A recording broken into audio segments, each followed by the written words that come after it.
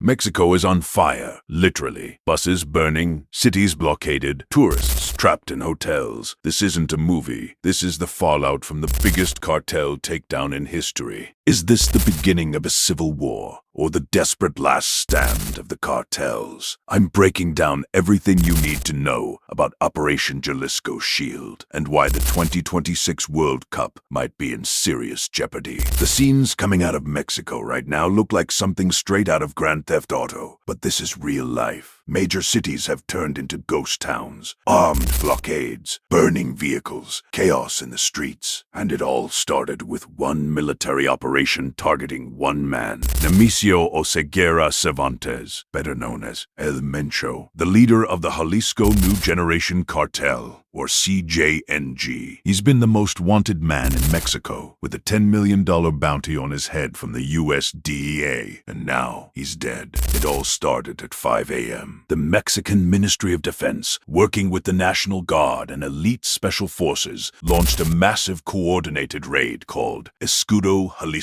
Jalisco Shield. The mission? Capture or kill El Mencho. Intelligence, reportedly supported by the United States, pinpointed his location at a fortified compound in Jalisco State. This wasn't some random hideout. This was a heavily defended position with armed bodyguards and cartel soldiers ready to fight to the death. The firefight lasted nearly 2 hours. Reports say El Mencho was severely injured while trying to escape after his bodyguards were neutralized. He was captured alive and airlifted toward Mexico City for detention. But he didn't make it. According to official reports, he died from his wounds en route. The head of one of the world's most dangerous cartels was dead. But here's the thing about cutting off the head of a snake. Sometimes the body keeps thrashing, and in this case, it thrashed violently. By 9 a.m., just hours after the raid, the CJNG launched what can only be described as a coordinated wave of chaos. Sleeper cells were activated across Jalisco State. In Guadalajara,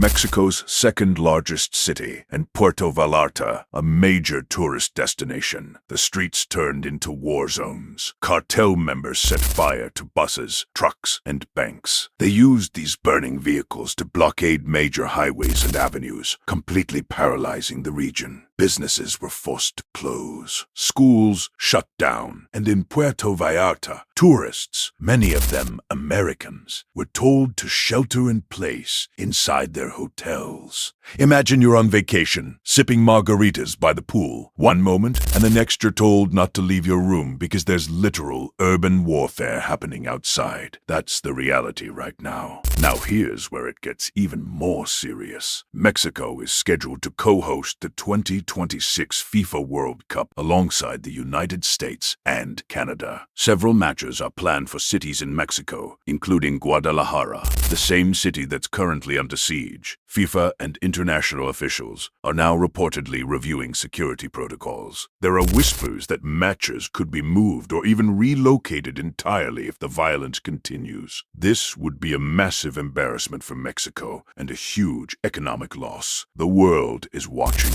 and right now, what they're seeing is chaos. So how did we get here? To understand that, we need to talk about Mexico's political shift. When President Claudia Sheinbaum took office in October 2024, she inherited a country drowning in cartel violence. Her predecessor followed a controversial hugs not bullets approach, essentially trying to reduce violence through social programs rather than direct military confrontation. But Sheinbaum changed course. She appointed Omar Garcia Harfuch as Minister of Security, a hardliner with a reputation for taking the fight directly to the cartels. He's of Lebanese descent, a former Mexico City police chief, and a survivor of a cartel assassination attempt that left him with 3 bullets in his body. Under his leadership, this new strategy is clear. Go after the leadership. Decapitate the cartels. Operation Jalisco Shield is the first major result of that policy, and it worked, but at a cost. There's also an international angle here. The U.S. has been ramping up pressure on Mexico to take stronger action against cartels. Politicians like Donald Trump have threatened to designate cartels as terrorist organizations, which would allow the U.S. military to conduct operations on Mexican soil. That's a terrifying prospect for Mexico's sovereignty. So there's enormous pressure on Sheinbaum's government to show results. This operation might have been as much about proving Mexico can handle its own problems as it was about taking down El Mencho. There are also reports that Israeli-made weapons, over 24,000 pieces sold to Mexican security forces, have been captured in cartel hands. This raises serious questions about corruption and how cartels are getting military-grade equipment. So, what happens now? El Mencho is dead, but the CJNG is far from finished. This isn't just a gang, it's a paramilitary organization with drones, armored vehicles, and a command structure. Experts warn that killing a cartel leader often creates a power vacuum,